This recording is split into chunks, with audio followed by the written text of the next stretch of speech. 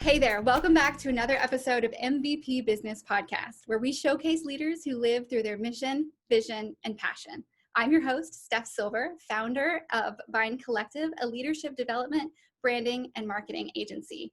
Today's guest is Craig Tennant, founder and breakthrough coach. Craig is passionate about helping people live more fulfilling lives. Craig, thank you so much for being here today. You're welcome, Steph. Thanks for inviting me. Absolutely.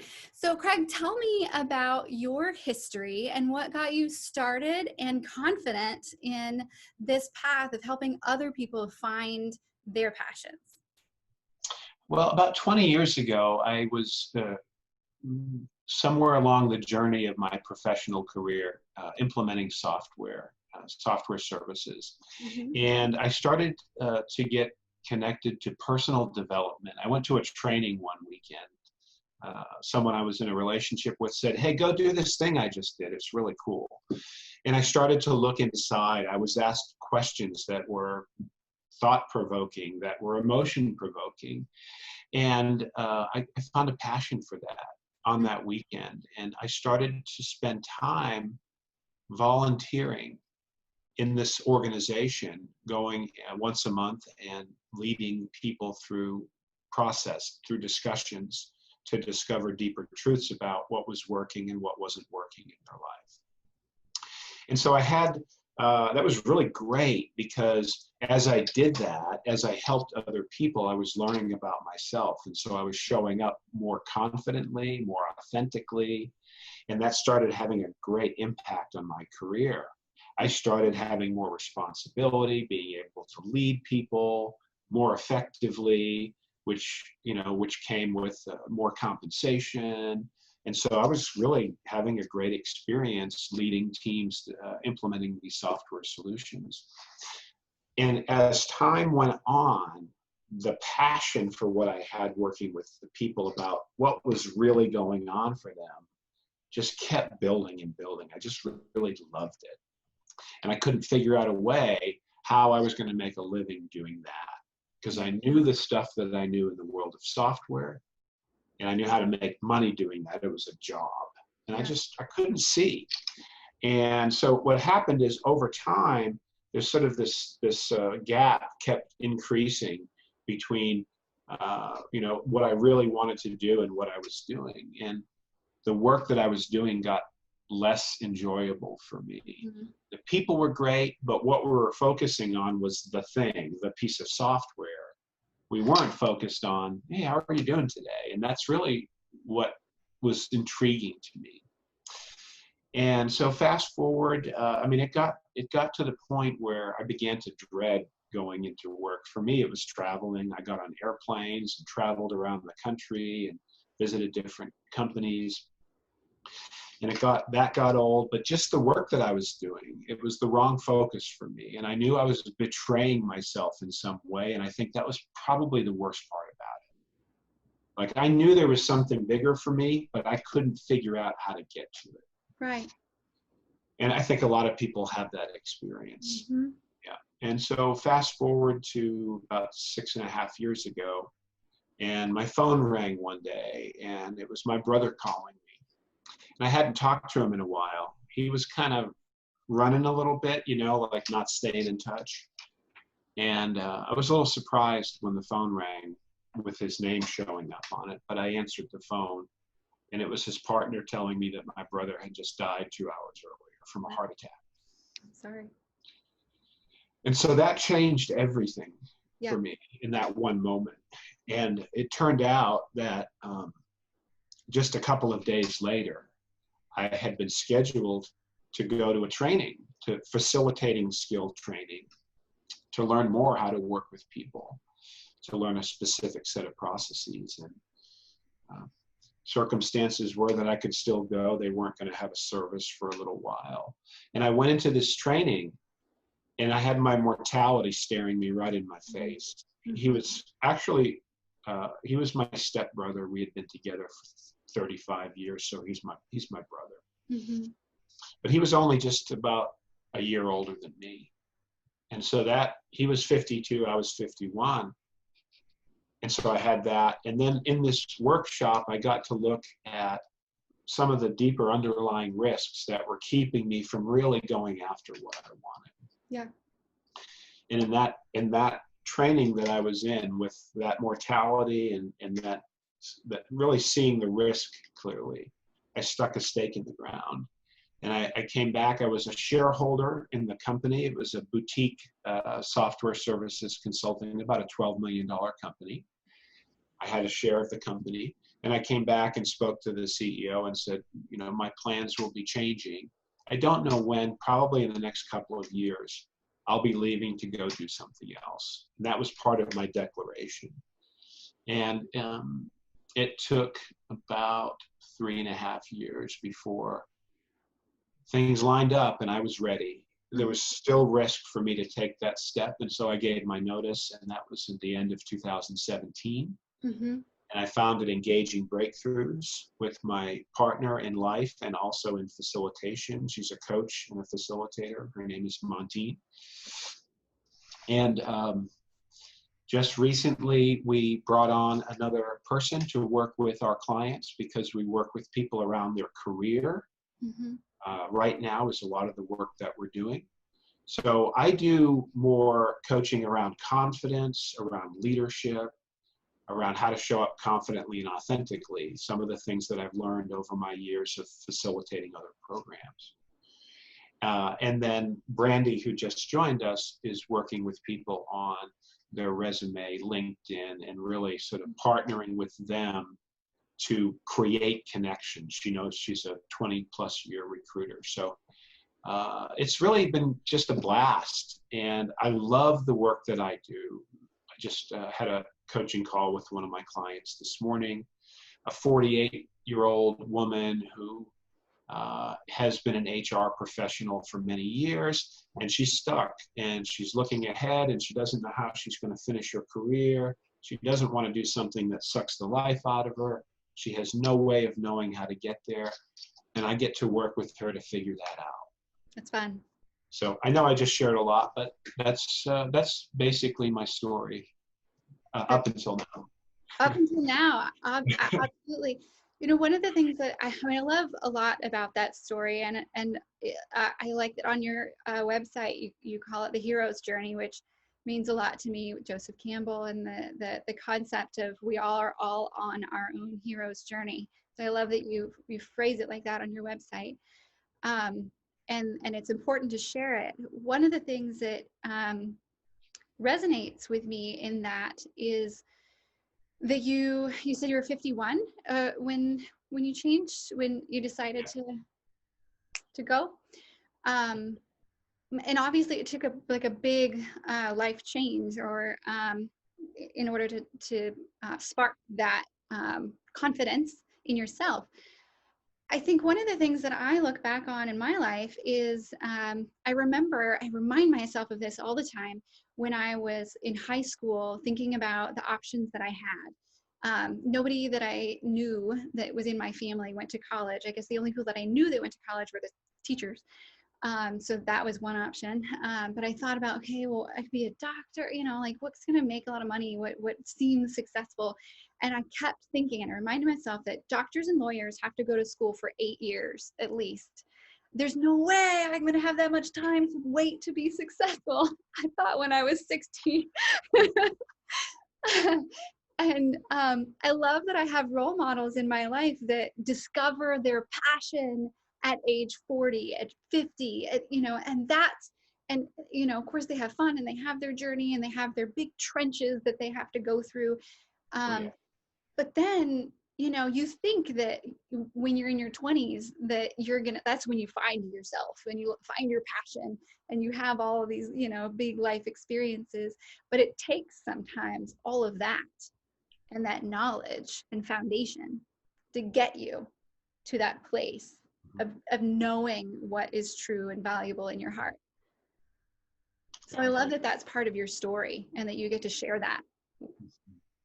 Yeah. So, I mean, I feel sad. You probably experienced my sadness talking about Billy, and yet it's a gift for me every day because it's a reminder. You know, my LinkedIn profile says, I keep my mortality in front of me as a way of sharpening my sword of discrimination. Yeah.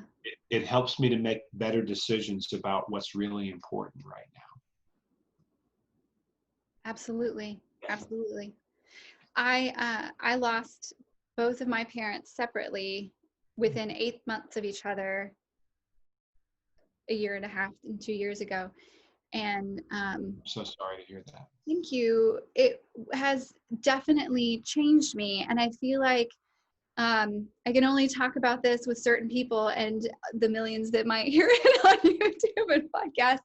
But I feel comfortable talking about it with you. So right now it feels like a one-on-one conversation that I felt like there was an energy shift because my mom passed first. And I felt like there was an energy shift when she realized that she was sick. She didn't tell anybody she had cancer. She didn't even really know it, but she knew that something was really wrong. And I felt like there was an energy shift with her that affected me at the same time. That I went from I can't, I'm not good enough, not smart enough, all those things that you work with your clients on. I went through all that in my head. And then with the passing of my mom, thought, not only am I good enough, smart enough, I can, but I should and I need to, because why would I not live my life happily in the moments that I have? Because you never know. There's nothing tangible. You own nothing, you have nothing, including your own body, right? Yeah. It's not yours It's to just have. a rental. It's a rental. You borrow it.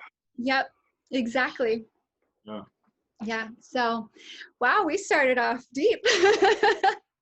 I mean, that's kind of how I roll. And, it's interesting.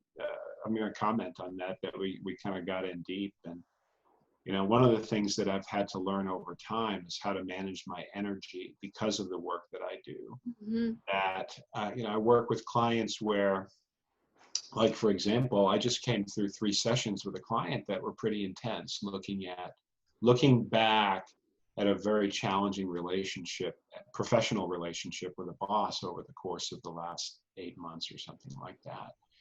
And, it's intense. It brings up a lot of emotion. So today we met and it was like, we're just going to talk about some easy stuff, like to really, slow it down sometimes, because I do get into, oftentimes with issues of confidence or lack of clarity. There's a lot of stuff going on that needs to get unwound to be able to get to the deeper truth. So yeah, I it's kind of a comfortable space for me to be in to talk about this kind of stuff. It's a comfortable space for me to be in as well. I really enjoy talking about all aspects of life, and I feel like they are important in business. One of the things that I found most interesting in starting my own business is that, I hired a coach. And I was certain, I had never had a coach before or a mentor or anything like that, but I was certain that they were going to keep me on track, tell me what to do, hold me accountable, and, say like, we talked about doing this last week, did you do it? That kind of thing. And luckily, I found a coach that is somewhere between coach and therapist. It sounds like you are as well. Excuse me. And so a lot of times he starts off with like, how are you feeling about things? Not what did you do last week, or, how are things? How are you feeling? Why do you feel that way? What makes you think that that's your truth?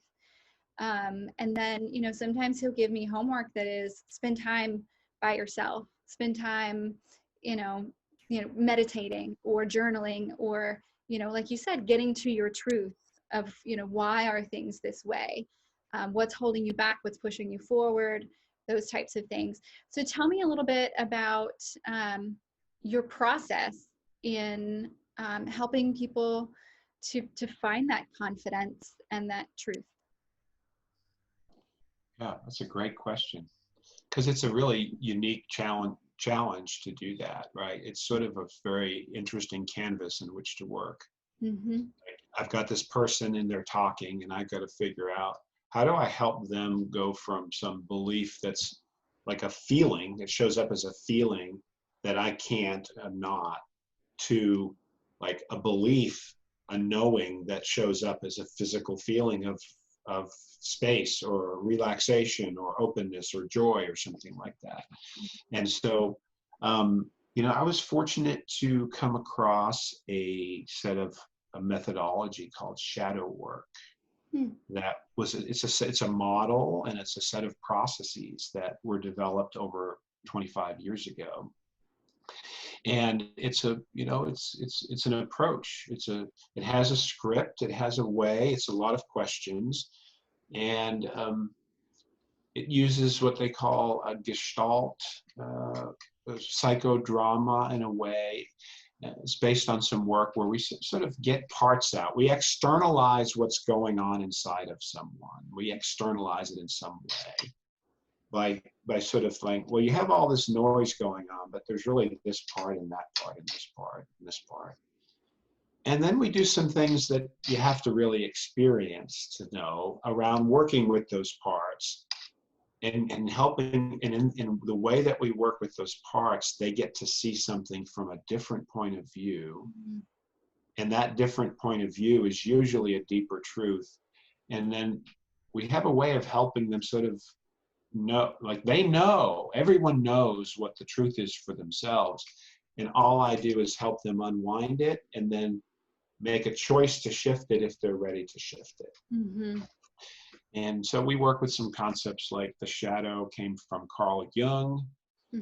And the shadow is that part of me that I hide, repress, and deny. So it's basically working with some stuff that's not really in their consciousness. And as I work with people, they have discoveries of truths that they weren't aware of.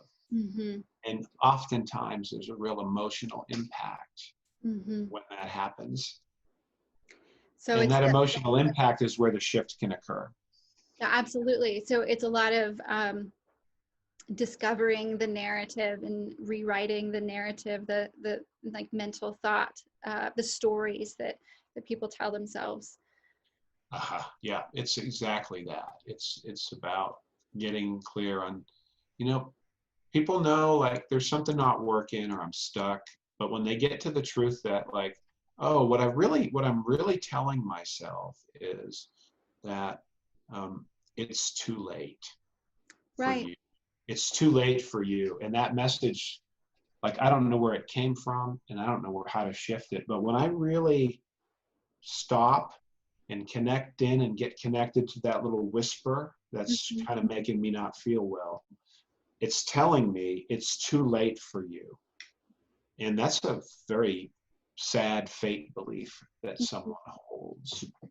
That's just an example. Or so like anything, so an analogy I have is there's sort of an operating system that gets put online when we're young, and now many years later that operating system may be out of date, so we just need to update. We need to do some updates to it. Yes, I've been having a lot of discussions. Well, of course, so I didn't say this in the beginning, but we're having this conversation in the context of COVID and social unrest and protests and all these different things. And so I mentioned that because I'd been having these conversations before, but they're even more interesting now to think about social constructs and the patterns we get in and that we tell ourselves to be truths because we see them in other places and with other people. And so maybe it's your societal system that got you into a belief system that is no longer true for you, or that doesn't really align with your truth, and like breaking out of that or becoming okay with your own voice. Those are challenges that we all have, but especially now with social media, and it seems like there's an ease of finding your truth because you see other people doing it. You know what I mean? Like you have all these people that are constantly saying like, this is what I did to discover, and I'm 100% where I want to be, and I'm on the beach and having all this, great time, and everybody loves me, versus the reality of, yes, I discovered my truth, but I still struggle through and with it every day. Or, yes, I have this like, me, like I have a podcast and a business and all this stuff, but it doesn't mean that I don't struggle and challenge and question myself on a regular basis as well. So I say all that just to say that the idea of having a coach or a mentor, or going through the processes that you help people go through, you don't necessarily have to know that you're on the brink of wanting to do something else, or be in the depths of despair somewhere, to find great value and transformational change in having the types of conversations that you walk people through Right. at any time in your life. Right. Yeah, I think that's true. I do believe that most of the people that come to me for what I do, my private coaching, have, they're in some kind of a crisis, or have been in crisis in some way. And there's a real urgency to get some support. Mm-hmm. And it's more juicy that way. I think there's something I enjoy about that. Mm-hmm. But it's part of the challenge. One of the things I've noticed on the private coaching is that my clients are really generally really, really smart, really thinkers. I work with people. I have a PhD in electrical engineering who designs memory chips. I have a guy that designs hard drives for a big computer manufacturer down in the Austin Round Rock area. Just like really smart people who have been successful, and there's most things they have gone for, they've been able to get, but there's one thing here that they can't navigate, and they can't see it, and they've got a blind spot. So I work with people on blind spots a lot. Mm-hmm. And then there's another aspect of our business that we've developed. We have an offering actually for team engagement. Mm-hmm. So we've done some work with, and it's not the focus. And this comes back to the idea of the passion, what's really passionate, and making choices and focusing on the thing that I really love. So I really love working with individuals, but a business needs to look at different ways of making money, I think, while helping.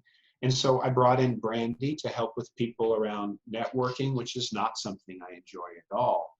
But it meets a need that my clients have, and she loves to do that. So I'm helping her do what she loves to do. Mm-hmm. And then we have this other teams program, and one of the reasons why I don't focus on that and really make that the business is because when I moved to Texas, I learned that you can't push a rope. And that situation, there's, first of all, the person at the top must be really on board and willing to look at themselves, the person responsible for the team.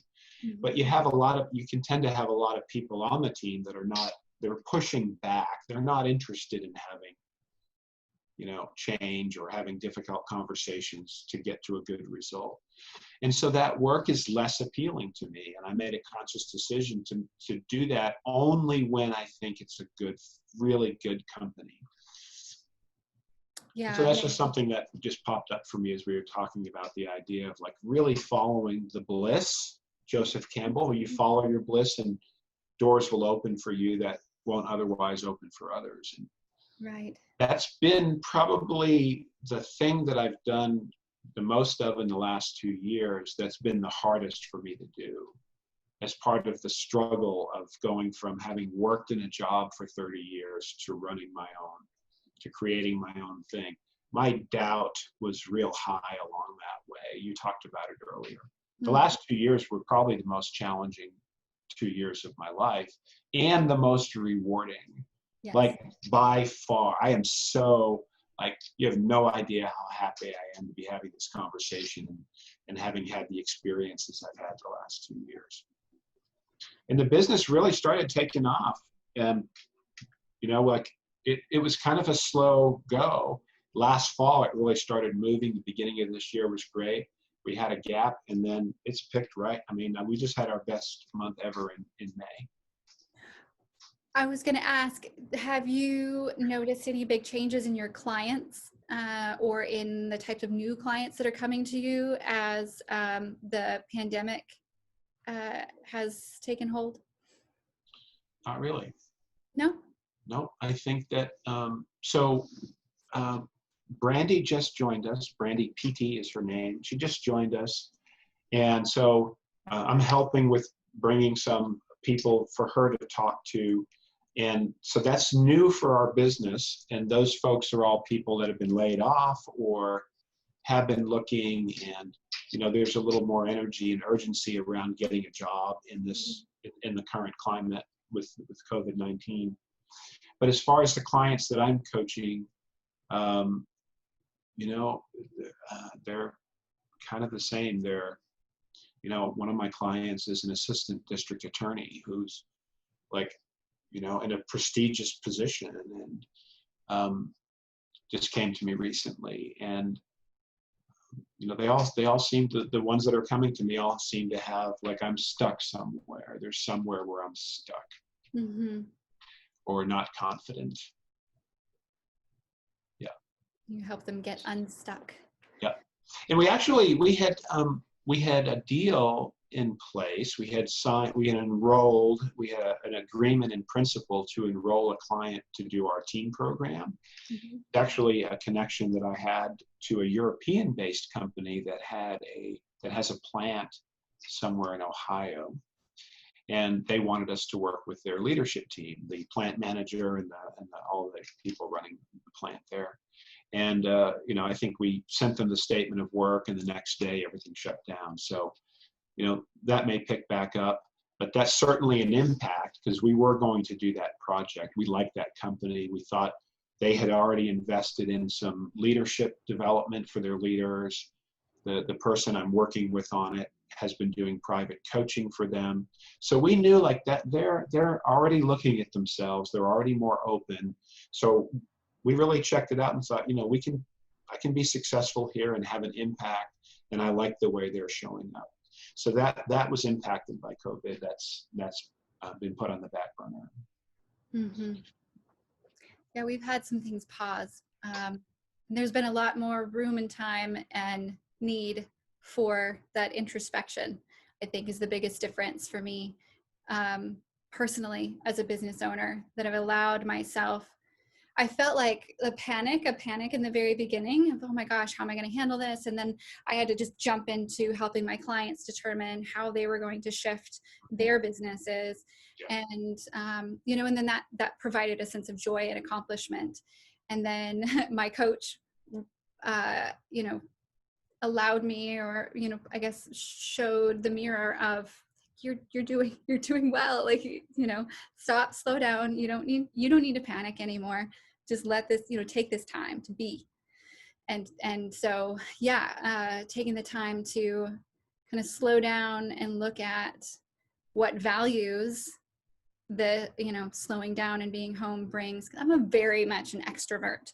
So, it's painful for me to be. I was so tired this morning, and then I was like, I don't know if I have a presentation and a podcast, but those are the things that pep me up. That's exactly what I need to get energy. But yeah, so there have been times where I've been close to depression, and that's not an emotion that I'm familiar with. That's not something that is, natural occurrence for me.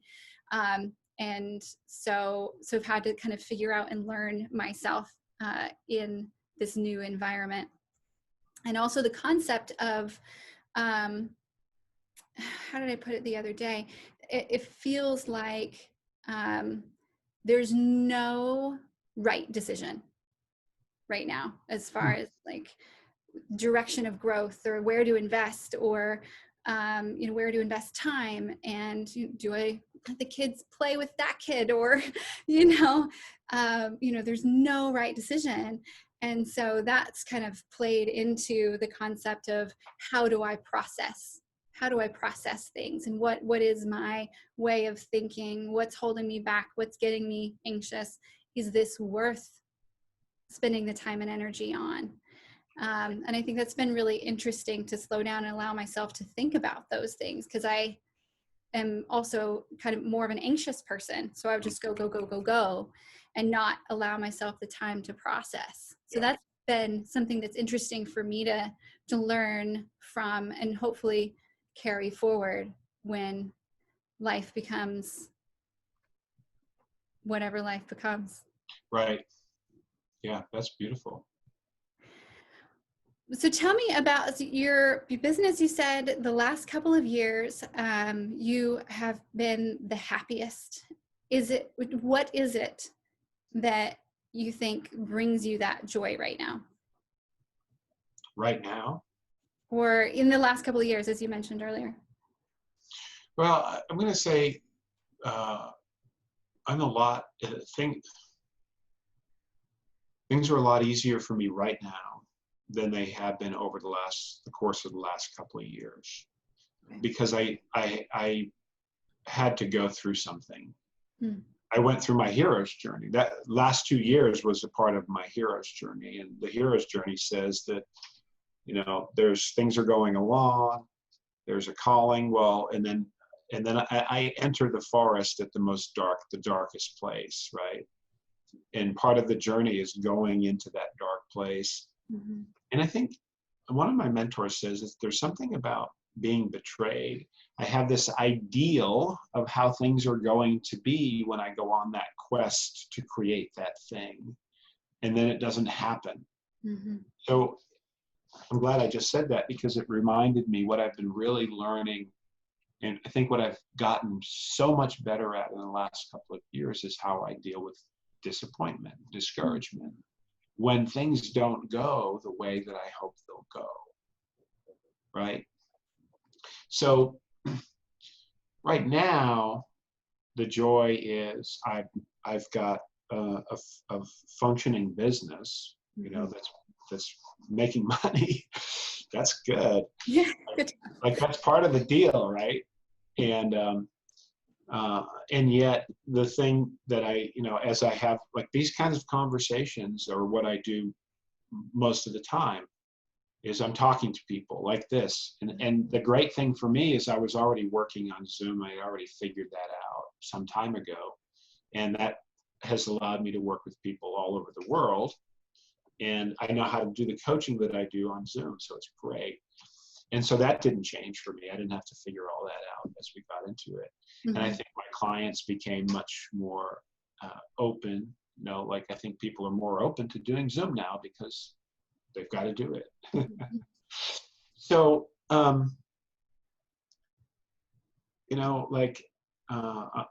the thing that I love is, the way to describe that is telling stories about my clients and, what they experience. It's the result. And so Emily came to me in December, really quiet.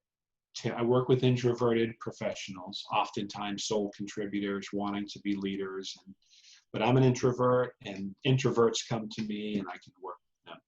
And she came to me and she was just not confident. And she had been looking for a job for a year, a young early 30s, mother of 2. And she was discouraged and disappointed, and her confidence was low. And, it took some working. And 2 weeks ago, she accepted a position doing the work that she wanted to do. She said 4 things about it on the recommendation that she made. But when I talk to her, it's like talking to a different person. Mm. And so I get to see the real thing that drives me is to see someone coming in and like, I can't, it's too hard, I don't know, I can't. And to see them taking steps like, I just aced that, I just got that. And like, hang on a second, world, like what you were talking about. Like you made a conscious decision on your own to go, I'm going to go do this. Mm-hmm. And you had motivation. But that's the thing. That's why, that's totally different than the result of, hey, we got the software implemented. Mm-hmm. And the people that are using it, it may make their job better, but they're still miserable because they're miserable anyway. Yeah. Right? Right.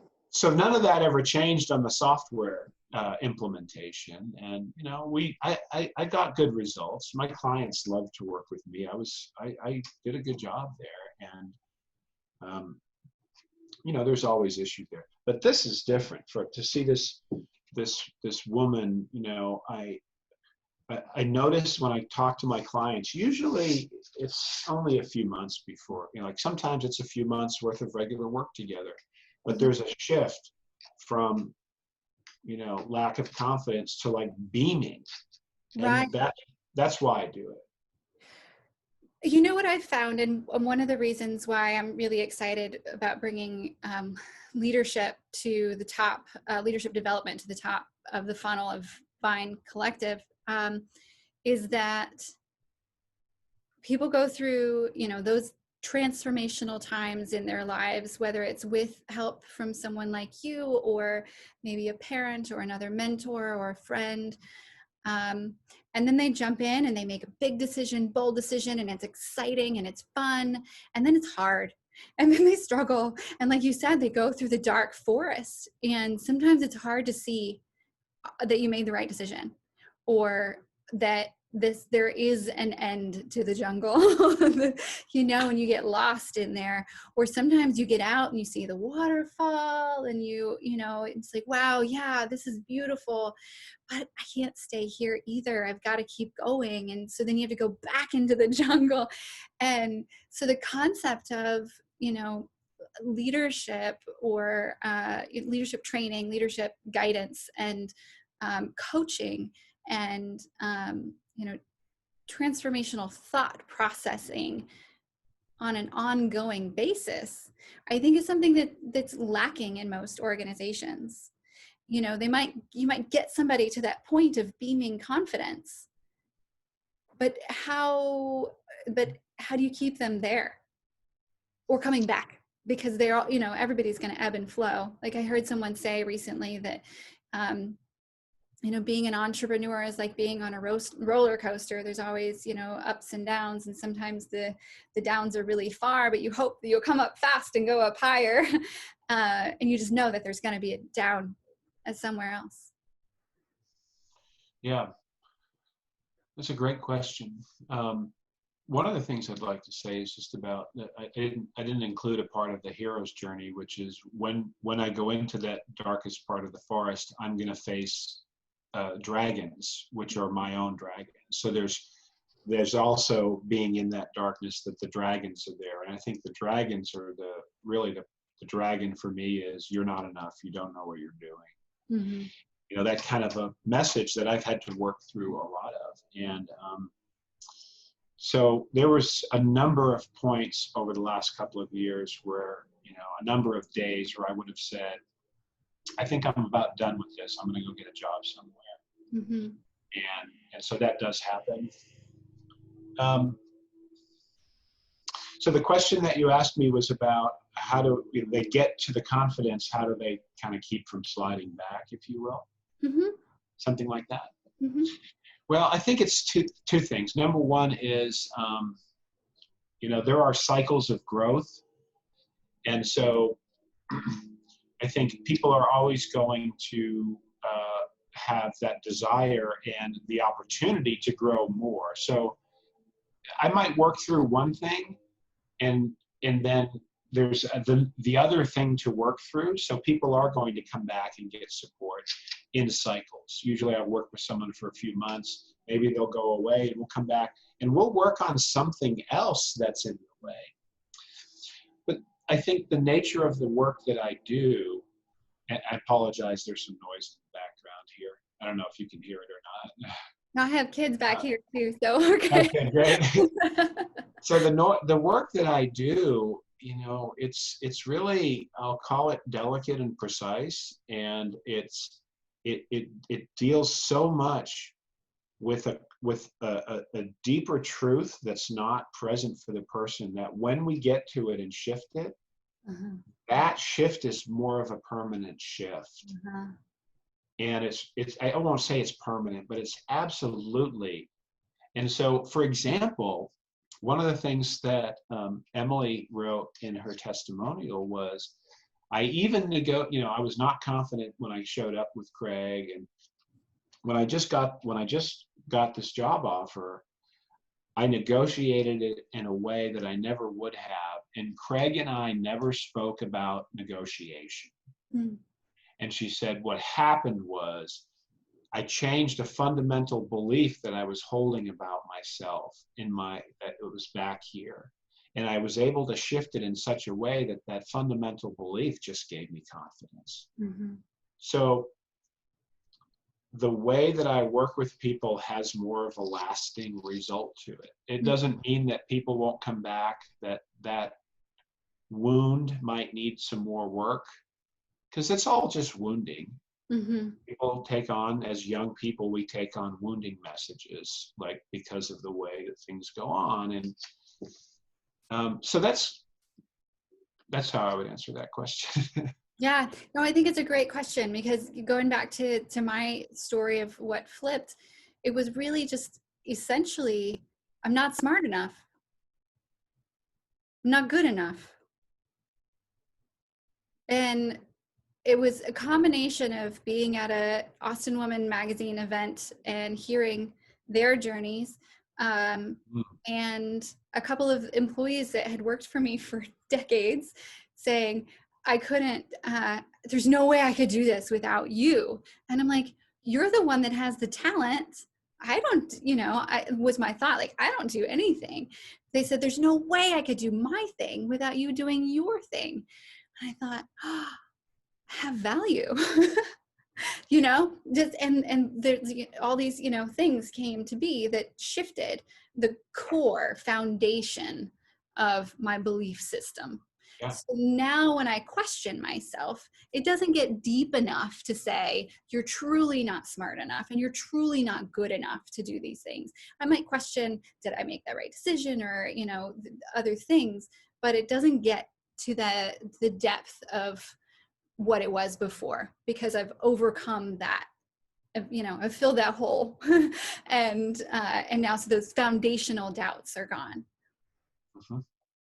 Yeah, I like that a lot. I love hearing it, first of all, because it's the same as it's the work that I do, and Exactly.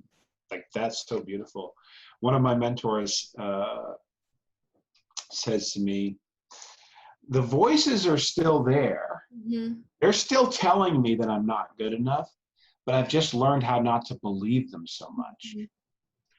So I think there is something about, like, those messages like to stick around. Mm-hmm. And so what you just shared prompted something for me about, a little bit more about how I work with people. So it's twofold. So I come at it from two directions. One is about helping them, helping my clients talk about and discover where their value is. So you talked about, I could, like, oh, I didn't see that I had value, but these people saw that I had value. Mm-hmm. So I worked with Betsy, and Betsy, we did not do any of the deeper shadow work. We worked together for about 6 weeks, and Betsy was a 59-year-old woman who knew she was going to be getting laid off, and she hadn't done a job search in many, many years, and she was terrified. And she came to me, and we started working together. And so with her, it was just, it was more about talking about the things that she loved to do, and to help her to be able to describe those in a way that she believed. Mm. And when she could say, yeah, so how do you know that's true about you? Well, here's a story about when I did that.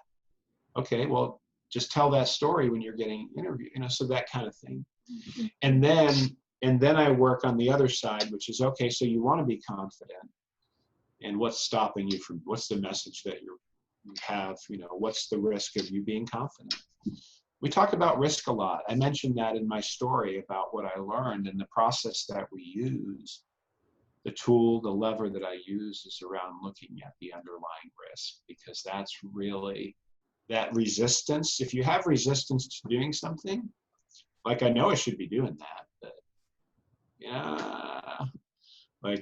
I don't want to go look at the bank account because there might not be a lot of money in it, or something like, you know what I mean? Those things that I avoid doing, there's really an underlying risk, and that risk is like some bad thing is going to happen. So we do a lot of work with reframing risks, and That's a very deep thing, Mm-hmm. believe it or not.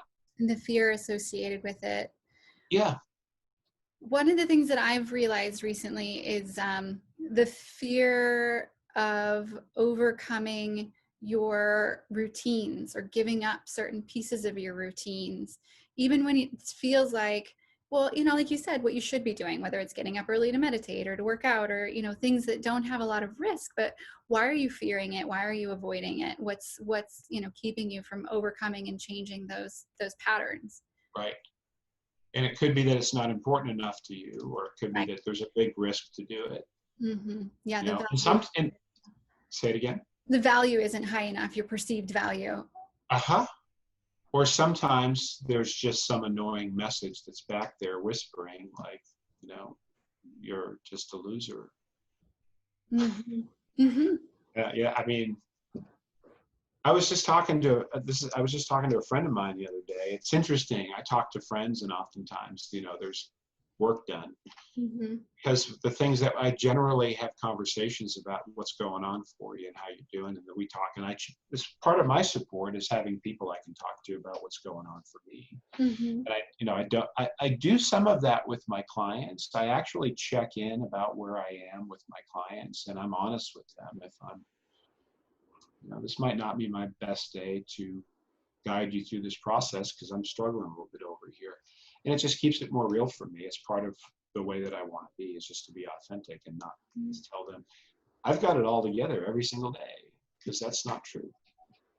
But this guy and I were talking, and, he was able to discover that he was like seeing himself as unforgivable because of choices he made with his teenagers back before he got divorced. Yeah. And he was out of his mind. And, like, for him to have that awareness that he was holding himself in unforgiveness and it wasn't in his consciousness. And we had this conversation, and he was in tears, like, when he realized it. And, like, I haven't talked to him again, but I think there's something shifting for him now. Like, I think he's gone his way to really cutting himself some slack for being a human being and not doing it perfectly. Uh-huh. Yeah, and there's something to be said about not just not doing it perfectly, but looking back and saying, that was wrong. I didn't do that right. I made a bad decision. I hurt somebody, but I can still move past it. Yeah. I'm not a bad person. I Right. just made a choice of something that I'd prefer not to do again. Mm-hmm. Yeah. I've been through a divorce, and I went through a whole process of, the early work that I did back in 2001, when I first went to the training that I went to. The first training I ever did was, on the heels of divorce and an impact to my 8-9-year-old son. And I had to go through a lot of giving myself, like, really forgiving myself. And it's interesting because I had this conversation with this man the other day, and it was like, I never thought it would be possible. I hadn't thought about, being unforgivable for a long time. I'm really able to forgive myself. And even now, when I make mistakes, I was like, I'll own it. I'll apologize and then let it go. And that makes my life a lot easier. But it's hard for a lot of people to do that. Definitely. I think one of the things, obviously we all try to do our best to make the best decisions with the tools that we have. There's moments of selfishness, there's seasons of selfishness. But one of the things that I try to remind myself and my friends and others about is the benefits of adversity. As far as dealing with yourself and looking at how it might affect others. The strongest people are not the ones who have been shielded. The happiest people are not the ones who've been shielded. Everybody deals with pain. Everybody deals with loss and grief. Life is pain. It doesn't necessarily have to be pain all the time, but there is pain. There's going to be. And sometimes you may be the cause of it. you know, as a leader, as a business owner, sometimes you have to let somebody go. You may love them and they may be terrible at their job, you know, and that might affect their family. You know, sometimes there's not a clear decision. And sometimes you feel like you want to run in the direction of your own personal joy, but you know it's going to hurt someone else. There's not always easy answers, but the knowledge that it's always possible to move beyond, it's always possible to find happiness later, if you're willing to forgive yourself and others. I think that's true. I think it's beautifully put and hits it right on the head. It's like, it's so important. And there's a bunch of different ways to get there. And number one is having the awareness, I think. So thanks for sharing that. Yeah, absolutely. Tell me, what are you in all of this most proud of? That's a great question. I can feel like the fear come up on that one. Like, whoa, I got to answer that question. I don't know. Somehow that's a little risky for me. What am I most proud of?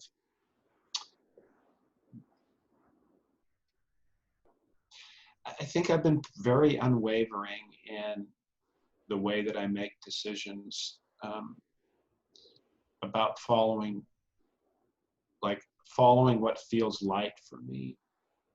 And it's kind of hard to explain it, but it comes down to, for me, paying attention to what's going on inside of me and making a choice about what to focus on, what to do, based on what's going on inside of me. So I'm not doing things that I don't want to do. And if something has, like, if I believe that I had to just push through something, I just stopped. And I found a way to go and redirect my energy so that the answer could come more easily. And when I went to do the thing that I was going to do, I was doing it not from a place of fear, but from a place of relaxation and confidence.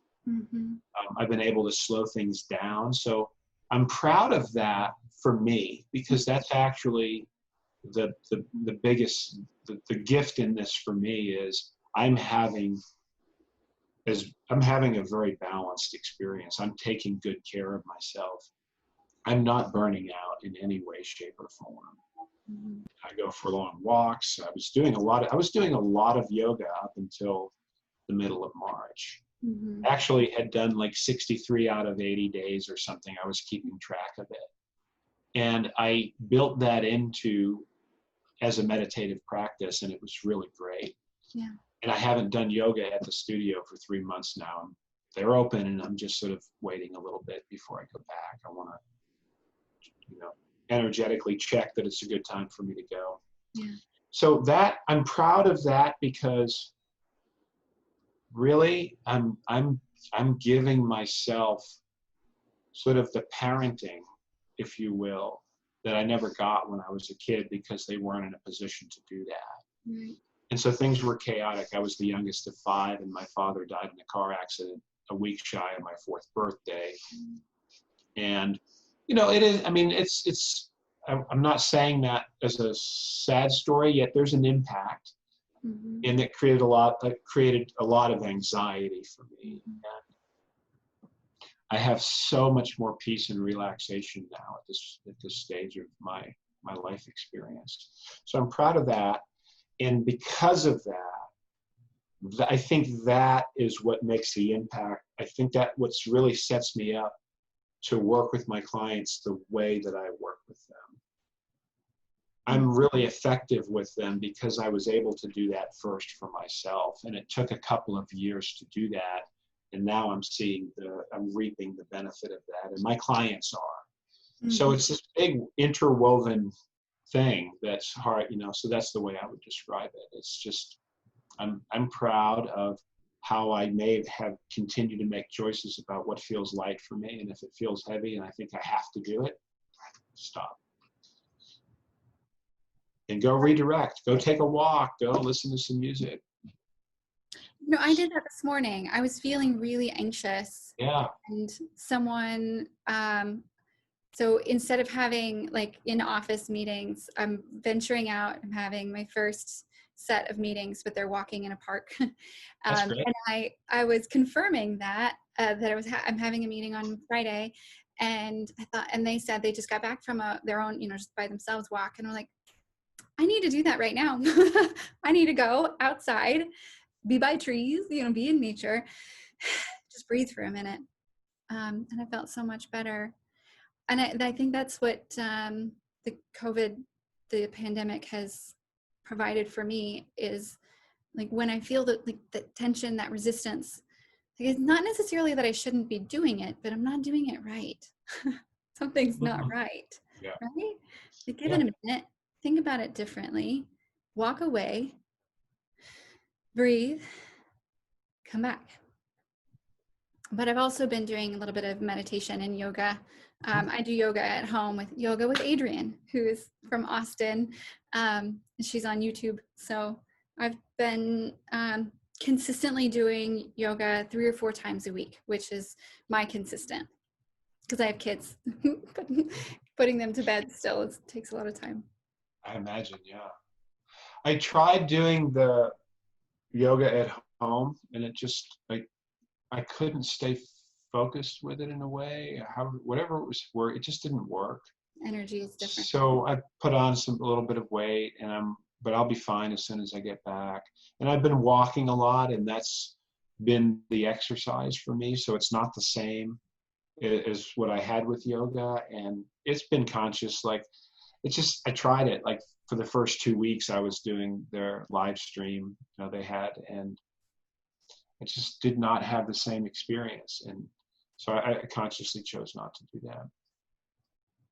One other thing just popped up for me around what we've been talking about around COVID and the impact to people and their careers, and how might that impact the work that I'm doing. And I will say that one of my clients who just came to me a couple of weeks ago said that this shelter in place, she's in California, and said, that really got her to thinking about what was important and what she wanted. And that's when she got clear that it was time to get some support. So I do have a thought that as we move here in the next few months, that there are more people coming who have had that experience, like what you're talking about. Like, wow, there's something about really slowing down that has me looking at what I was doing.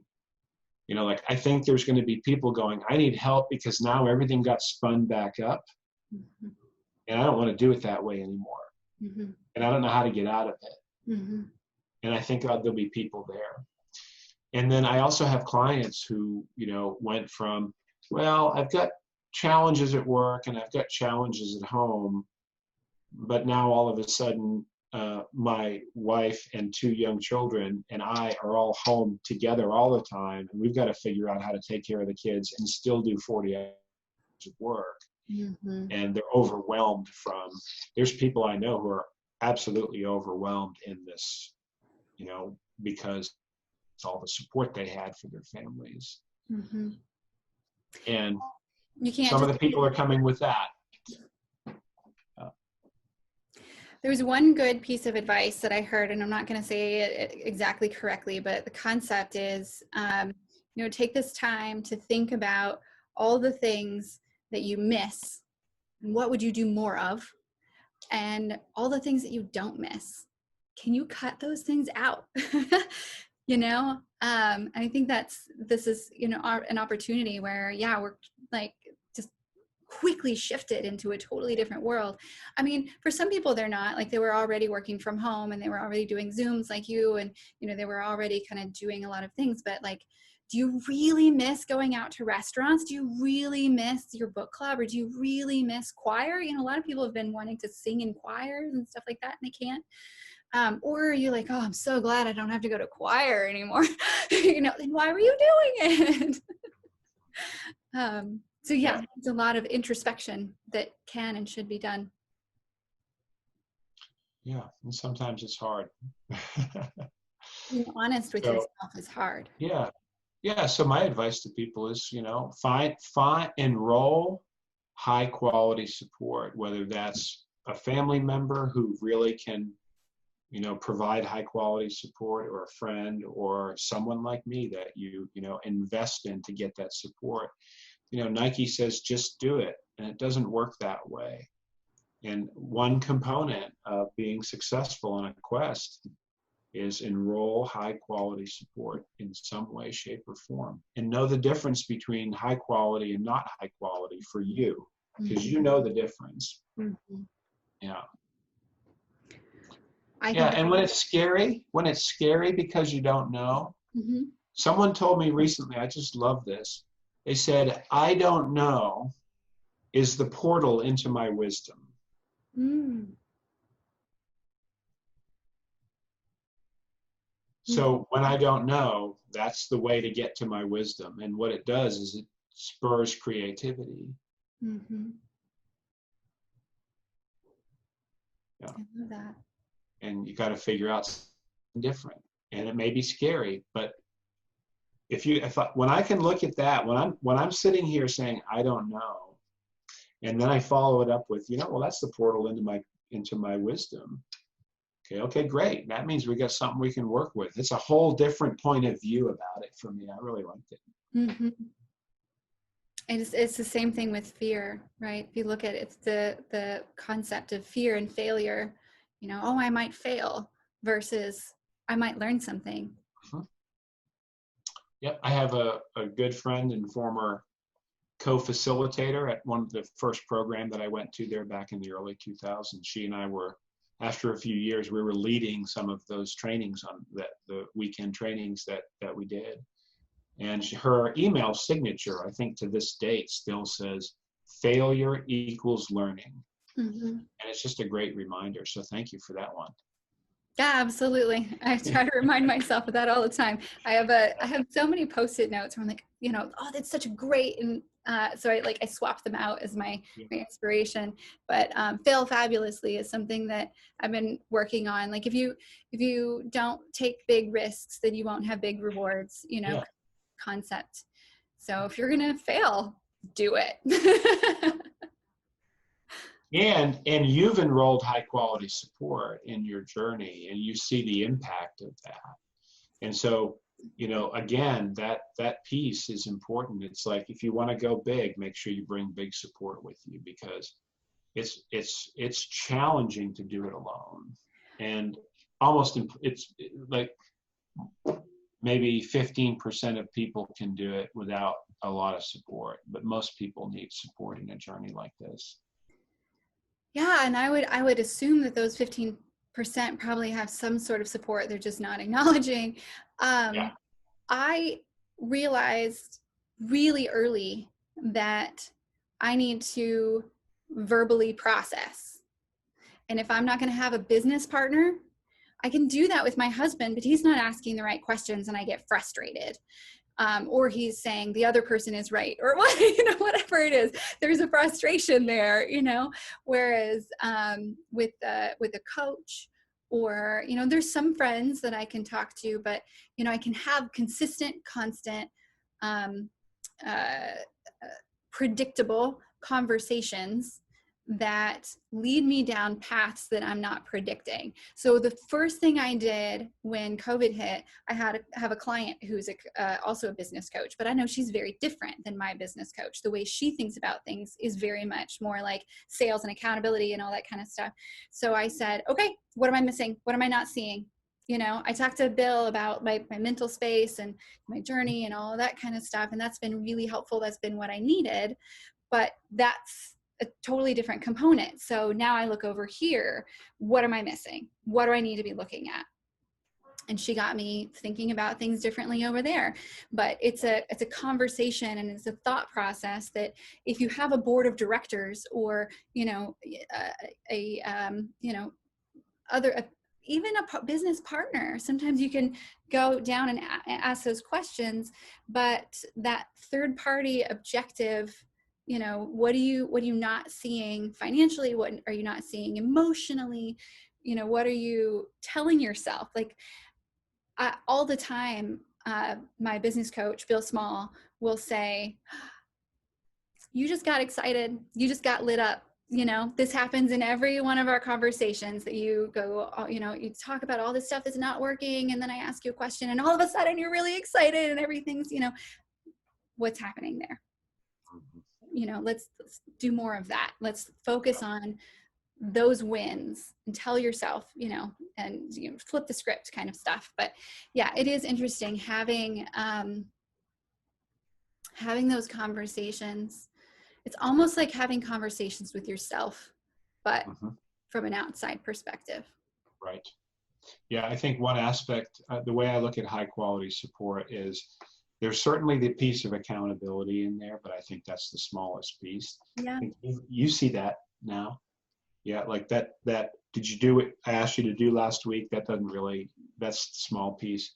There's affirmation support, I think is important. I think, and then there's the big thing is someone who can help you see what you can't see, and someone who can listen really well and feedback important stuff. It's great. I love how you talk about that experience of, I got this from Phil and this from the other friend.